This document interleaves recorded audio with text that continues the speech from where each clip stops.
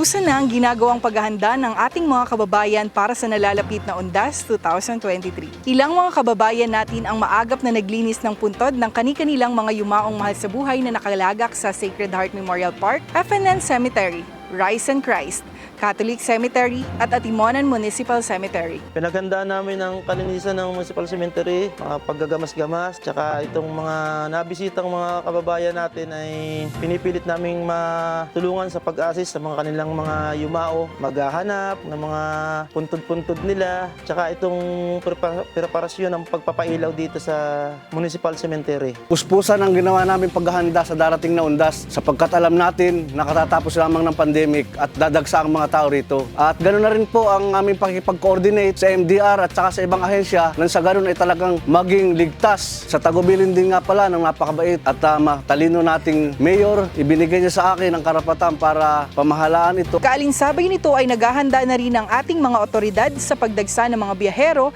na magsisiuwi sa kani-kanilang probinsya ngayong long weekend at bibisita sa mga sementeryo sa ating bayan. Samantalang umaasa naman ang mga negosyanteng nagtitinda ng kandila at bulaklak na magkakaroon sila ng mas magandang kita ngayon kumpara sa mga nakaraang taon. Hangad ng lokal na pamahalaang bayan ng Atimonan sa pamumuno ni Mayor Ticoy Mendoza kasama ang bumubuo ng Sangguniang Bayan sa pangunguna ni Vice Mayor Zenaida Di Baranga na matiyak ang ligtas at mapayapang pagsasagawa ng Undas 2023. Ito po si Jean Rodriguez Avellaneda, nag-uulat para sa Atimonan ngayon.